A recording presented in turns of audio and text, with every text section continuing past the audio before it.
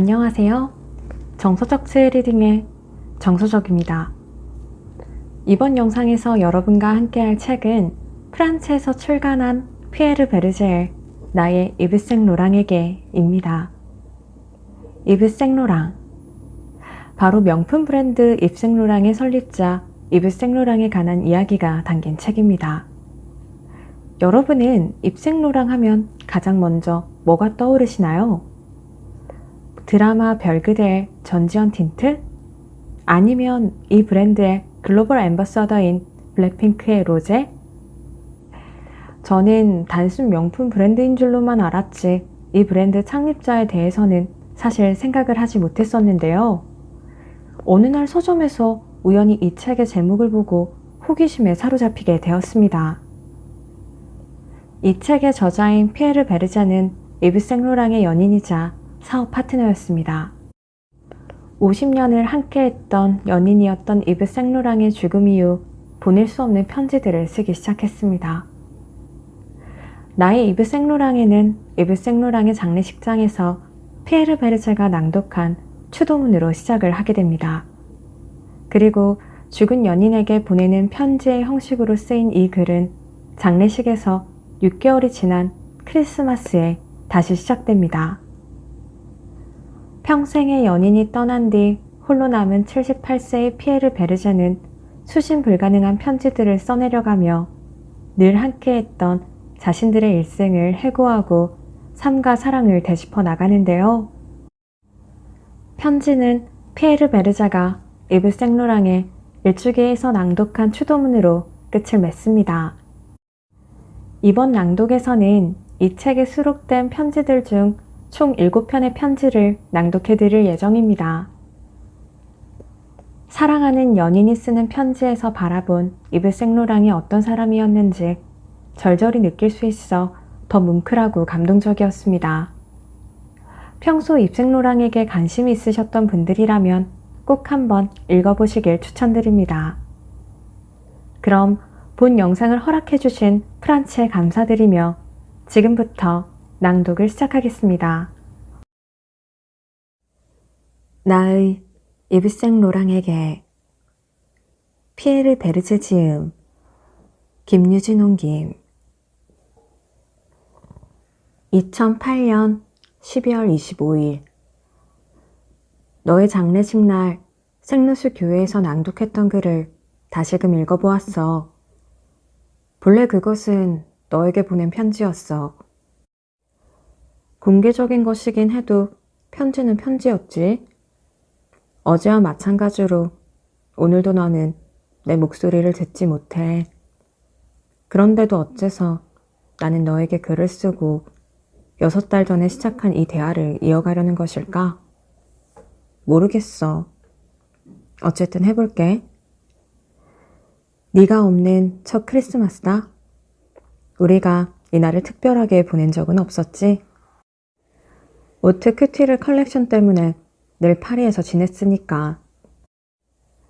나는 과거엔 우리 것이었다가 이제는 내 것이 되어버린 마라케시의 저택을, 그 안의 모든 것이 우리의 삶을 상기시키고 우리의 내력을 이야기하는 곳에 머물고 있어.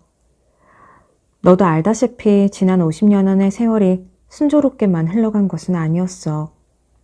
이제는 기억이 흐릿하군. 1958년에 우리가 뭘 했더라?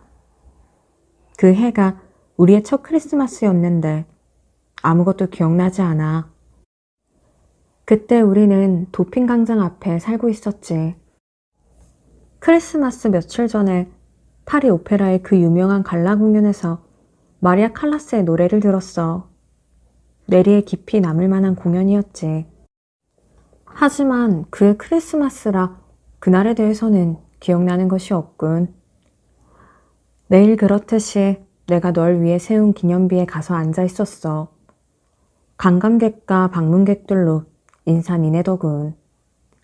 몇몇은 사진을 찍어대고 불편하진 않았어. 그들이 너의 이름을 읽고 너에 대해 생각하는 것이 좋아. 내가 바라던 바야.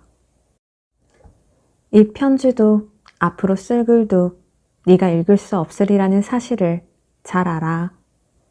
그러나 상관없이 써볼 생각이야. 결국 혼잣말에 지나지 않게 되더라도 말이지. 이 편지는 온전히 너를 향한 것. 우리의 대화를 이어나가는 방법이자 너에게 말을 거는 나의 방식이니까. 듣지도 답하지도 않을 너에게. 2008년 12월 31일. 한 해가 곧 지나간다. 올해는 너의 죽음으로 기억되겠지? 1년 전 선고된 순간부터 피할 수 없으리라고 알고 있었던 너의 죽음. 의사들 말 맞다나 평온했던 죽음. 완벽한 죽음. 그러나 완벽한 죽음이라는 게 과연 존재할까? 너는 6월 1일 일요일 밤 11시 10분에 숨을 거뒀어. 너의 방, 너의 침대에서 틀림없이 네가 원했던 방식으로. 나는 너에게 병에 대해 말하지 않았지. 말한들 좋을 게 뭐가 있었을까? 너는 암 환자들의 삶을 둘러싼 고문과도 같은 치료도 받지 않았어. 그저 호흡을 멈췄고 두 눈이 크게 열렸어. 내가 네 눈을 감겨주었지. 그게 끝이었어. 울지는 않았어. 나중에 한참 지나서야 비로소 눈물이 흐르더군. 너는 네가 사랑했던 사람들에 둘러싸여 숨을 거뒀어.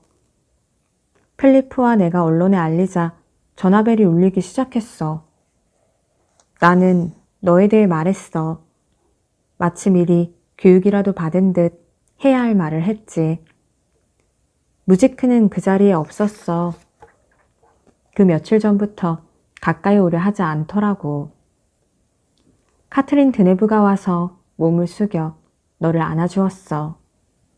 뭉클하더군. 그 후에 나는 마라케시의 우리 집 빌라 오아시스 장미정원에 너의 뼈가루를 뿌렸어. 마조렐 정원엔 메디슨이 설계한 기념비를 세웠지. 이건 네가 자랑스러워해도 될 것 같아. 그곳에서 시간을 보내고 무언의 애도를 표하며 너를 마음에 담는 관광객들이 있거든? 내가 너를 피신시킨 거야. 묘지가 주는 액명의 냉기로부터 또 퐁파르나스 묘지의 사르트르와 디마 사이에서 너를 찾을 호기심 어린 눈들로부터. 2009년 1월 17일. 어젠 네가 어깨에서 도달한 높은 경지에 대해 이야기했지. 사실 나는 늘 이 일이 너의 수준에 못 미친다고, 빠르게 변하는 어깨의 성향에 네가 고통받고 있다고, 너는 그보다 가치 있는 사람이라고 생각했어. 너는 패션을 창조하는 아티스트의 역할을 수행해야 하면서도 늘상 패션은 예술이 아니라는 사실을 인지하고 있었어. 그랬기에 지독한 엄격함을 스스로에게 강요했지. 너는 한 명의 온전한 예술가여야 했어. 그런데 너에게 그런 재능이 있었을까? 나 자신과 너에게 던진 이 질문이 너를 온통 사로잡았다는 거 알아. 그러나 이브, 너의 안목은 결코 흐려진 적도 오류를 범한 적도 없지. 나는 네 곁에서 완전함에 대한 엄격한 규칙을 배웠어. 그리고 잊지 않았지. 그것이 내가 너와 나 자신에게 충실함을 다하는 방식이었어. 그 무엇에도 타협한 적이 없다는 사실이 뿌듯해. 그것은 너도 마찬가지였지? 너 역시 결코 타협한 적이 없었으니까. 회사를 설립한 첫 해 기억나? 때로는 너의 요구가 너무나 집요해서 도저히 받아들여지지 못할 것 같았잖아. 몇몇은 뒤늦게야 네가 옳았다는 것을 깨닫곤 했지. 2009년 2월 1일. 춥고 흐린 일요일이야. 20일 뒤면 글랑팔레에 우리의 컬렉션이 전시돼. 수많은 사람들이 보러 오겠지? 그러나 내게 그 작품들은 더 이상 아무런 의미가 없어. 우리가 점심을 먹곤 했던 장소에 놓인 브랑크시의 조각상도, 네가 커피를 마시던 의자 위쪽에 걸려있던 마티스의 콜라주도, 내 침대 머리맡에 둔 프랑크의 병풍. 그 작품이 암시하는 바를 너는 누구보다 잘 알았지. 그러니 이제 내가 공크루의 말맞다나 무심히 지나치는 사람의 무지한 시선을 우리의 컬렉션 앞에 던질 차례라는 것도 이해할 수 있을 거야. 너 없이는 모든 것이 의미 없어.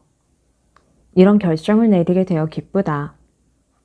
지난 편지에서 네가 살아있었다면 이 경매를 하지 않았으리라는 이야기를 했지. 너는 이집트인들처럼 보물들 사이에 스스로를 가두었을 거야.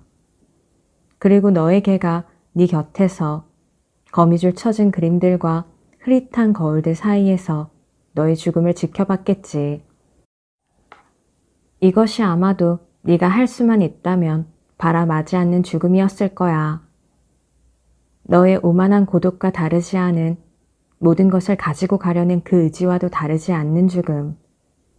신비함은 온전하게 남았겠지? 그러나 내 결정이 그 신비의 베일을 걷어냈어. 우리의 삶은 전시되고 팔려나갈 거야. 돈에 관심을 두지 않고 돈을 쫓는 이들을 경멸하던 훈장보다 명예를 이라는 노아우 가문의 좌우명을 빌렸던 우리는 이제 부도 훈장도 내려놓게 되었어. 그러나 너는 진실을 알지? 종종 함께 이것에 대해 이야기했으니까. 이 돈과 권세를 우리가 바랐던 적은 한 번도 없었어.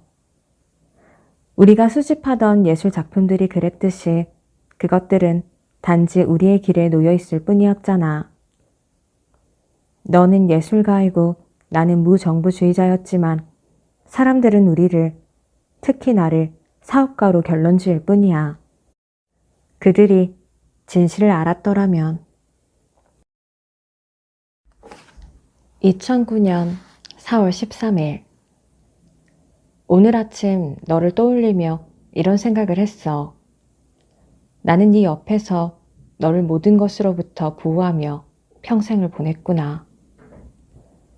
너를 혼란스럽게 할 만한 것이라면 아무리 중대한 일이라도 말하지 않았지.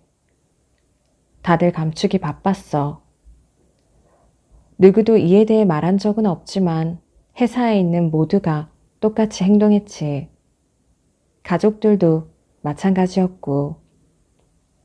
우리가 마라케시에 있을 때 네 할머니가 돌아가셨는데도 네 어머니와 누이는 너에게 알리지 않길 바랬어. 결국 너는 파리로 돌아올 때까지 그 사실을 알지 못했지. 이런 종류의 일들이 수도 없이 많았어. 그 마지막은 네 죽음에 관한 것이었지. 너의 교무 세표종에 대해 나는 끝내 말하지 않았어. 말해야 했을까? 물론 내 대답은 아니야. 사업들은 이미 정리되었고 유언장도 공증인에게 맡겨져 있었지. 굳이 내게 알릴 필요가 없었어. 의사들 역시 내 의견에 동의했고 네가 스스로의 병을 견딜 수 없으리라는 것을 그들도 알고 있었으니까. 그때 내게는 용기도 물리적인 에너지도 없었어. 너는 나나 필리프에게 그 어떤 질문도 하지 않았어. 그저 탕헤르에서 있었던 낙상 사고에 후유증으로 몸이 아픈 것이라고 마지막 순간까지 믿었지. 네가 얼마나 호되게 몸을 굴렸는지 얘기하지 않을 수가 없군.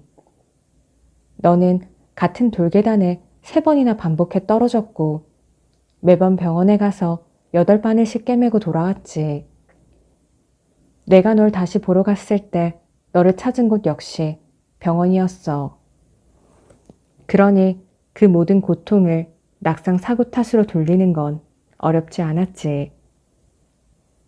그것이 의사들이 너에게 한 이야기고 내가 너에게 한 이야기고 네가 믿은 이야기였어. 네가 진짜 그 말을 믿었다고 나는 생각해. 왜냐하면 너는 내게 두려움과 불안감을 숨기지 않았을 테니까. 역설적이지? 너는 일요일 저녁 무렵 그냥 숨을 거뒀어. 그래, 나는 너를 너 자신에게서 보호했어. 너무 심했던 것일까? 어떤 사람들은 그렇다고 주장했고 몇몇 친구들은 이해해 주었어. 하지만 그들이 알고 있을까? 무엇을 알았을까? 알았다 한들 빙산의 일각일 뿐이야. 뉴욕의 피에르 호텔에서 네가 창문 밖으로 몸을 던지려 했다는 사실을 그들이 알까? 2009년 5월 17일 6월 1일이 다가올수록 점점 더 불안해져. 생루스와 마라케시에서 미사가 있을 예정이거든. 내가 미사를 기획해야 하지만 나는 기독교도로 태어난 무신론자잖아. 이 미사는 무엇보다도 너를 사랑한 사람들 혹은 너를 잘 모르는 사람들을 한자리에서 만날 수 있는 기회일 텐데. 러시아의 피아니스트 마리아 유디나의 특출한 연주를 막 들은 참이야. 베토벤 피아노 소나타 32번. 리으테르가 찬사를 보낸 것이 당연하게 느껴질 정도더라고. 이 악장이 특히 인상적이지만 사실 건반에 손을 댄 첫 순간부터 예상할 수 있었어. 유디나는 대가의 손놀림을 갖추고 있더군. 나에게 꿈이 있다면 베토벤 피아노 소나타 32번으로 가득 찬 전용 아이팟을 갖는 거야. 물론 지금도 수많은 버전을 갖고 있긴 하지만 전부는 아니니까. 언젠가 컬렉션 무대에 이 음악을 쓴 적이 있는데 누가 연주한 것이었는지 기억이 나지 않는군. 2009년 6월 1일 잠을 설쳤어. 임종을 맞은 너의 모습과 함께 선잠에서 깨어났지. 지금은 탕헤르에 있는데 곧 돌아갈 거야. 오늘은 성신강림주의 월요일이라 너의 미사는 내일인 6월 2일로 미루기로 했어. 1시간쯤 전에 너에 대해 생각하고 있는데 마르크 암비리가 에리크 라미의 죽음을 알려왔어. 리우데 자네이루에서 출발한 파리행 비행기가 산산조각이 났다고 말이야. 나는 통곡할 수밖에. 더는 또 다른 6월 1일을 맞이하고 싶지 않았는데 내가 너에게 그 두 청년을 소개했었잖아. 마라케시의 호텔에 묵고 있던 청년들과 함께 호텔바에서 술을 한잔 했지. 나는 그들이 참 좋았어. 그리고 이제는 누구보다 마르크의 슬픔을 이해할 수 있어. 그는 에리크의 죽음을 오랫동안 데리고 다니겠지. 그의 삶은 녹록치 않아질 거야. 도둑맞은 죽음이나 다름없으니. 벌써 1년, 아니 겨우 1년이 지났군. 그에게 어떤 말을 해야 할지 모르겠어. 아마도 네가 우리를 떠나긴 했지만 나를 떠난 것은 아니라는 걸 알고 있기 때문일 거야. 종종 나는 필리프와 피에르에게 내 이야기를 하곤 해. 다른 누구와 네 이야기를 할 수 있겠어? 아, 메디슨을 잊었군. 그는 모든 면에서 너를 잘 알고 온당한 이유로 너를 존경했던 사람이지. 나는 때때로 네가 나에게 꽃과 함께 보냈던 엽서나 편지를 다시 읽기도 해. 매번 느껴지는 고통도 눈물도 더는 겪고 싶지 않으면서도